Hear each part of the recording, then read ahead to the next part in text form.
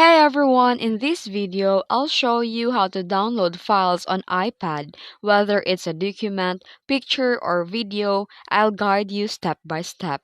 First, open the Safari or any browser on your iPad.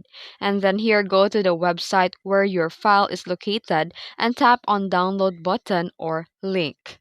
When the pop-up appears, tap download. And here you can see at the top right corner of Safari, you'll see the download icon and tap it to check your download progress. And once download finishes, the file will automatically be saved in your Files app under Downloads. Open the Files app from your home screen and go to Downloads folder, and here you'll see the files you just downloaded. And from here you can open, move or share or organize the file into different folders or iCloud drive. And that's it. You know how to download and access files on iPad using this video. If you found this video helpful, don't forget to like and subscribe for more tutorials. Thanks for watching.